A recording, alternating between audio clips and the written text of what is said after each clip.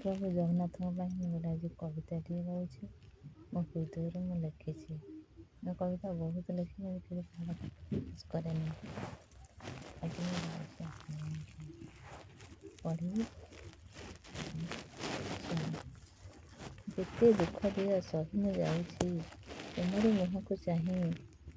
ଯେତେ ଦୁଃଖ ଦିଅ ସହି ମୁଁ ଯାଉଛି ତୁମରି ମୁହଁକୁ ଚାହିଁ। ଆଉ କେତେ ଦୁଃଖ ଦେବ ହେ ପ୍ରଭୁ, ଆଉ କେତେ ଦୁଃଖ ଦେବ ହେ ପ୍ରଭୁ, ପଚାରିବାକୁ ଚାହୁଁଛି। ହତଭାଗ୍ୟ ଜୀବନ ରୋଗିଣା ଶରୀର, ହତଭାଗ୍ୟ ଜୀବନ ରୋଗିଣା ଶରୀର, କେତେ ଦିନ ଆଉ ସହିବି। ଦିଅ ବାର ଥରେ ମୋହର ଉତ୍ତର, ଦିଅ ବାର ଥରେ ମୋହର ଉତ୍ତର, ହେ ପରମେଶ୍ୱର। ଦୋଷ ଥିଲେ କ୍ଷମା ଦେବ, ଭୁଲ କରୁଥିଲେ ବାଟ ଦେଖାଇବ, ଅନ୍ଧାର ହେଲେ ଆଲୋକିତ କରିବ ମୋ ଜୀବନ ଚଲାପଥ, ମୋ ଜୀବନ ଚଲାପଥ।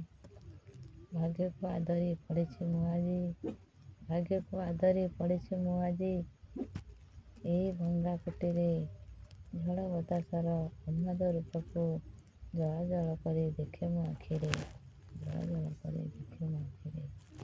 କେତେ ଯେ ବାତ୍ୟା କେତେ ଯେ ଝଡ଼ ଏ ଘରେ ମୁଁ ବିତାଇଛି, କେତେ ଯେ ବାତ୍ୟା କେତେ ଯେ ଝଡ଼ ଏ ଘରେ ମୁଁ ବିତାଇଛି।